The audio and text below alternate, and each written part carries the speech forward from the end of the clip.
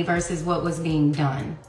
So his sister and him coming on my live yesterday and commenting, and I'm so happy I didn't see it because I was just so into speaking.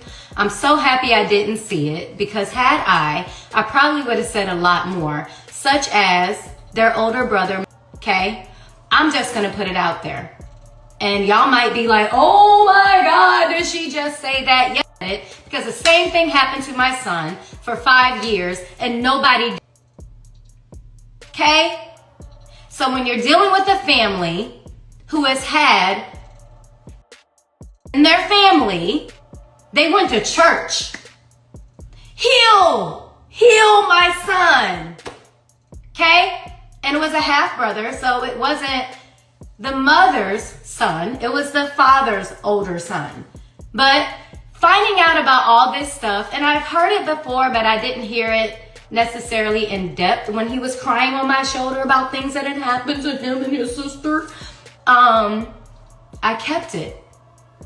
But then when it started happening more and more and more, and now you're trying to basically be quiet and you're trying to act like it didn't happen. There was an entire interview that was done about this brother and how much he loved him and everything. You go on Google, or you go on Bing or whatever these little search engines are, you don't see this. You don't see them at all. All those stories have been wiped clean. So when people tell you that something is on the internet, or when something is on the internet, it's on there forever, that's removed, okay? There is not one story about that brother anymore. But yes, that is the brother, that sister for years. And they still sent her to spend time with him during the summer. The only time that brother went to jail, one daughter. And she told. People are mandated reporters. Okay? That's why his family went to jail. It wasn't because of what he had done to the brother, him, his sister, none of that. Because they believe God can handle it. All right? So for 5.5 years, my child, when I found that out, what happened? I get ghosted, y'all. I now know nothing about what is going on in that house. And that's where I ended video 3. So I'm doing video 4 right now on live. All right? So let's talk about it. My child continued to come home. As he got older, he started stating certain things. Mind you, I am now in court because I'm refusing to let my child go over to his father's house. Wouldn't you as a mother not allow your child to go somewhere regardless of what the system says? I'm pretty sure you would.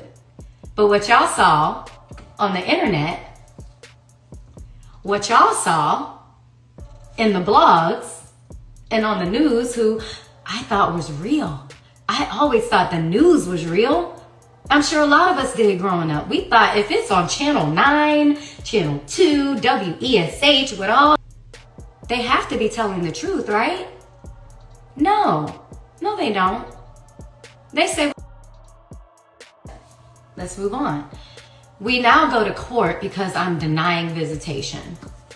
That's how it was put on the internet. That's how it was put in the news, that I am being taken to court again because I am unable to work with. I am not following the agreement that we have. What was put out to the world. That's what people were thinking about me. When in the meantime, I'm fighting for my child, right? We go to court and I got all this proof. I got stacks of paper and I can't really say too much because why? He got our case sealed. Why are we sealing cases if it's about me? Why are we sealing cases if you're so right in what you're doing and you want to show the world that I'm crazy? Why are we sealing cases? But our case is sealed. Cool. Whatever. I'm still fighting for my child by any means necessary. So in court, when I make the comment about my child, Judge Timothy Shea, okay, This man told me, how dare you make that accusation about Mr. Howard? How dare you do this? And if I ever hear you say anything like this again, I'm going to just change custody. I'm going to give custody to Mr. Howard 100%. What? It's in the doc. I turned and I said to his attorney, which was Man Downs, and I said, and I started walking out the courtroom. I swore that was the day that I would get my first mugshot. I did. But I didn't. I walked. I didn't run. I walked to the elevator. I got on that elevator. I walked out the courthouse. I walked to the parking garage. I got in my car. I left the parking garage. Nobody stopped me. But yes, I also called his.